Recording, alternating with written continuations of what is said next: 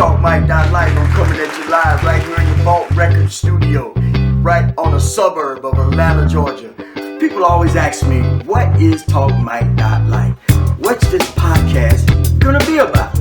We are coming and bringing positive, insightful information.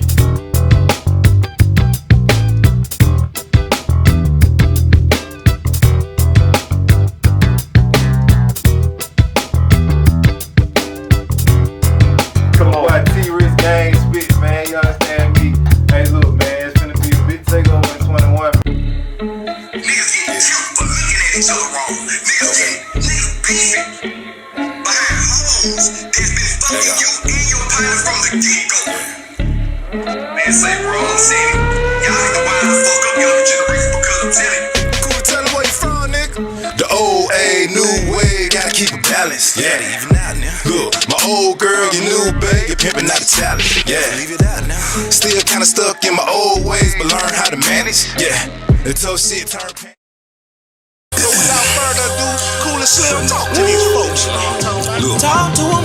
Swagger so defiant, on my grown man, solidified and true. All right, hey, we are here live on TalkMike.live. And I'm here with none other than Coley Slim. What's up, my brother? What's going on? What's going on with you? Hey, man, listen. When I saw Rayshard Brooks, when I saw that recording, and him running away, the first thing came to my mind is his transition process. This was a brother that didn't want to go back to prison. He wasn't going back. You know, a lot of people talk about that. But he wasn't going back right then. And he was willing to run away from that circumstance, that situation. And there's been a lot of criticism that he took it too far. It wasn't that important. What you think might have been, by you being a brother, probably, maybe not. You can't say that somebody went overboard. You can't say that. You know what I'm saying? I picture that man in his mind, just like you said, he said he was ready to go. You know what I'm saying? Like, if I'm not going back to jail. Right. And if you haven't been through that situation where you done been locked down and people telling you when to eat, when to sleep, and do a curfew and all this old shit, you really can't say that somebody took it too far. Right. Nobody doesn't like that being in this situation. I'm personally, you know what I'm saying, can tell you from hands-on experience that, hey man, that's not the way, dog. You feel me? Really the shit lame, to be honest with you. You know what I'm saying? I used to think back, you know what I'm saying, when I was young, you know what I'm saying, oh, this how you be a man, you gotta go to prison. No, bro, being a man is just simple, bro. It's just all about just being yourself, man, and doing what you gotta do and providing for your family and your community. When they send you down the road, they gonna send you to some fucked up shit where you be like, damn, I gotta do 2-3 years in this shit, or I gotta do 5 years, and you gotta imagine the niggas that's doing life in this shit. They ain't never seen it. You feel what I'm saying? They ain't never seen home. And see, that's what, you know what I'm saying, I feel like the transition to center is so important, you know. We are coming and bringing positive, insightful information. Look, right now, while you're looking at this on your screen in your hand or on your computer, there's somebody just like you who's sitting in a prison cell. And they didn't do much more than you did, you know, some crazy weekend. You didn't get caught. They got caught. And they can never get uncaught.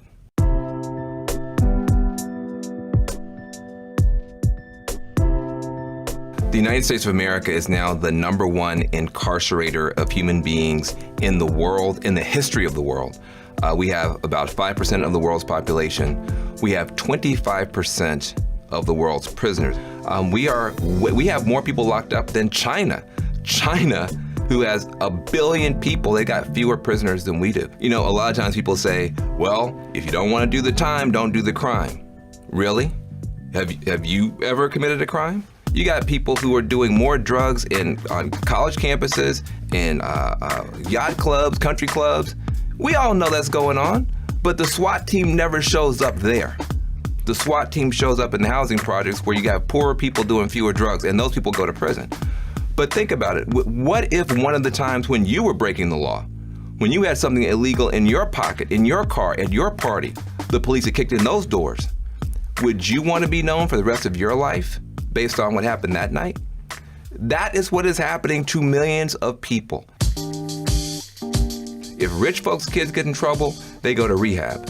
Poor folks' kids get in trouble, they go to prison. And you spend $100,000 per year per kid to lock a kid up, when you could have spent a fraction of that and turned them into a NASA scientist, turned them into a fashion icon. When people come home from prison, they're not given the opportunity to start over. You leave a physical prison and you go into a social prison where you can't get a job, you can't get a student loan, you can't rent an apartment. How are people supposed to start over? And what happens to neighborhoods when you take a disproportionate number of people out for minor offenses and you send them back home with no hope and no opportunity?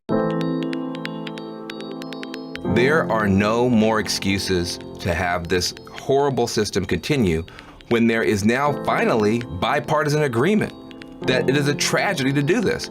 Not only do you have President Obama and the Democrats, you now actually have people like Paul Ryan, Koch Industries, Newt Gingrich, all saying the same thing. We are locking up too many people, we're wasting too much money, we're wasting too much genius in America, and it's time to do something.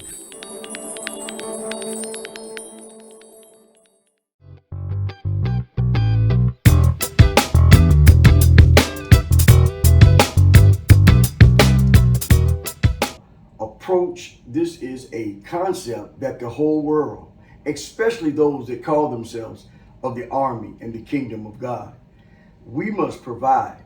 We must not turn our back. Once an individual has paid their debt to society, they have done, I don't care what got them there, but what we need to do is provide them a way out. We need to provide them the resources that they need. There's no greater love than this, that a man lay down his life for his friend. So that's what we are embarking on, and I want you to stay tuned to this particular broadcast, and I'm going to go through all the steps of helping a returning citizen. That's what I call them. Someone that has been trapped. It's almost like into the great slave trade, where one day there were kings and princes and queens and princesses roaming through the Congo, roaming through Ghana, roaming through West Africa, the Ivory Coast. And whatever the situation, they were scooped up and they were transported and they were placed in a whole different environment. And in that environment, these individuals have now been fighting. We went through 246 years without a paycheck. We went through even the post-emancipation, segregation, civil rights, and we're here now still fighting for things that are far too easy to do. This is not a hard fix. All we have to do is allocate certain properties. All we have to do is provide certain lenders and those that will give donations, those that would invest in the real estate and in the infrastructure, those that would invest or donate or give the equipment and all the tools that are needed. Because at the end of the day, we're all here together. We all live in the same community. We're each other's neighbors. These people coming home are your neighbors, just like you have individuals right now that you don't even know their background. So listen, it's time now to truly seek God. There's no way an individual can tell me that they spend time praying and fasting and doing what they call righteous, and they don't think about those that have no place to live. Even those that are on the streets and that are homeless. All of those situations need to be looked into. So I want you to be aware. I want to raise awareness. I want to raise finances. And I want to be able to provide individuals with a place and a new start. Will you help me? The transition process matters.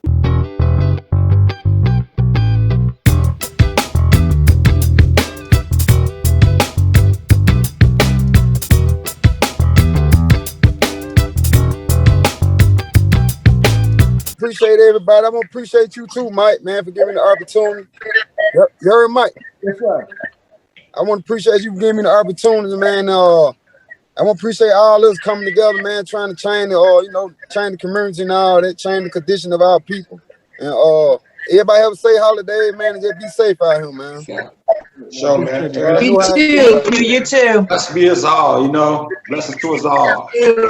All right. Thank you. Look forward, absolutely. Man, check it out, y'all. Hey, can you tell everybody right now, listen to TalkMac.life and let them know that you're going to be on the next episode. I want you to give me a little commercial. Say, hey, this is da-da-da-da, and I'm going to be on TalkMac.life. Check it out. And give me a little drop. Man, look at it, man. I ain't trying to hold up your night. I'm finna recite. Hey, go on there, listen to Mike. Mike, TalkMac.life. Hey, don't play with him. Yeah, man. Hey, did the podcast, man. We coming straight from the course. We coming straight from the gutter. We ain't going to tolerate the celebs. We going to people who really are in these trenches. We trying to educate y'all how we live. We ain't, man, not living like we just poor, but living for like this nice. We got a whole bunch of them. Straight up. Amen. Hey, y'all, this is Brother Mike here. I'm here on Fairburn in Atlanta, Georgia, and we were here looking at a future property of the Ware, and we just met a young man, and he can tell you a little bit real quick about who he is and what he's doing, and we're gonna work with him and we're gonna make some things happen. Go ahead, brother. Tell me your name and what's going on. Thank you. My name is Randy Stiles, and I just come home after 27 years, 9 months in federal prison.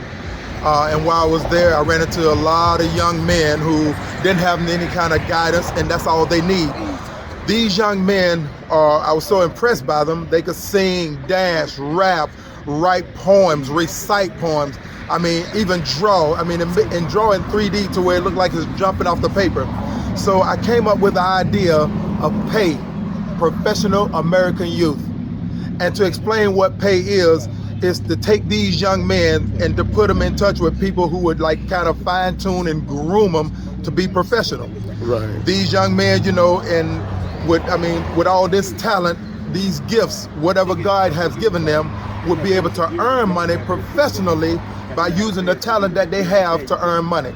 So, and what it would do, it would put them in touch. If they could sing, dance, rap, whatever, would put them in touch with. While they're still locked up, it'll put them in touch with people that can pay them for doing what they're doing. They can write. I got you. Put them in touch with professional people already in the rap or, dancing or whatever, and they could, kind of tune and find mentor them slightly, where they can make money off the skill or the talent they have and not get out here and have to rob, steal. Even with young women, don't have to prostitute themselves. I mean, but that's kind of what I wanted the platform, the organization to set as a platform for the young men to do this. How many years did you do in prison? 27 years, 9 months. To the door? To the door. And are you on probation, parole? No probation, no parole. You won an appeal actually, didn't you? Actually, I did. 27 years, 9 months. When I was actually sentenced, I had life plus 85. So my first thing was, how am I going to get out of here? And I'm thinking, just go jump up on the fence and let them shoot me, and at least I'll be free. My God. But instead, God, showed me a better way. I started studying law, and through Penn State University, a correspondence course, and the guy came and gave the exam, I got my paralegal license. So then, after getting the paralegal license, studying cases, looking up cases, studying them, reviewing them, filing motions. So my 14th year, I got the life vacated. Wow. So then, kept filing motions for a sentence reduction. So finally, after Barack Obama, his last year in office, lowered the drug mandatory minimum from 100 to 1 back to 10 to 1. So finally, I got in Court of Appeals, and the judge saw everything that I had accomplished. And he said, I'm really impressed with you and all that you have done. He said, I'm going to lower this 85 to 30. You've already served 27 years, 9 months, immediate release. Boom. Boom. So here Hallelujah. I am. Yeah, it's good, isn't it? Yes. Well, you walked onto the property here. We're coming looking at this property. The name of our program is called The Ware. So what I would really like to do is offer you, definitely let you know that we would do whatever it takes to incorporate your idea, to protect your idea, and allow you to administer your idea in our locations and others all over the world, and be able to teach classes. That's something would you be interested in doing? I would love to do it. Okay, well, great. That's my way of giving back. All right. So I want to get this here. And you're gonna meet some people, and we're gonna pick this up later. But I definitely want to thank you for your time and your effort, my brother, and hold strong, 'cause we got you. Okay? Yes, sir. All right.